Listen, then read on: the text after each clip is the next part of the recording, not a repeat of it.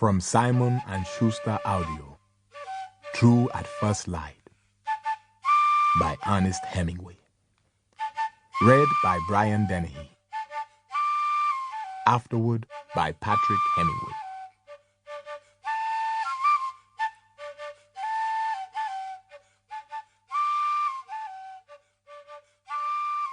Things were not too simple in this safari because things had changed very much in East Africa.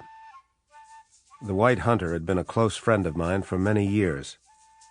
I respected him as I had never respected my father, and he trusted me, which was more than I deserved. It was, however, something to try to merit. He had taught me by putting me on my own and correcting me when I made mistakes. When I made a mistake, he would explain it. Then, if I did not make the same mistake again, he would explain a little more. But he was nomadic, and he was finally leaving us because it was necessary for him to be at his farm, which is what they call a 20,000-acre cattle ranch in Kenya.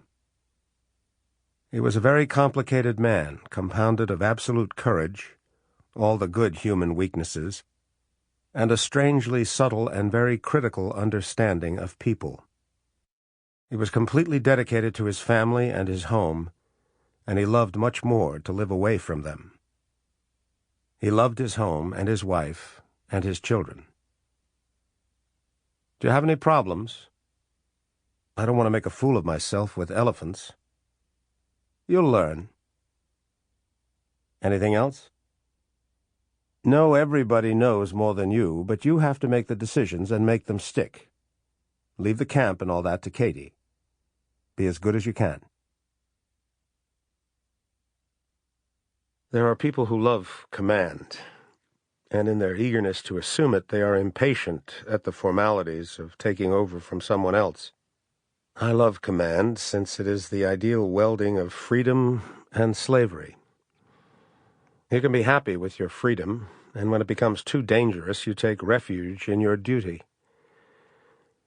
For several years I had exercised no command except over myself, and I was bored with this since I knew myself and my defects and strengths too well, and they permitted me little freedom and much duty.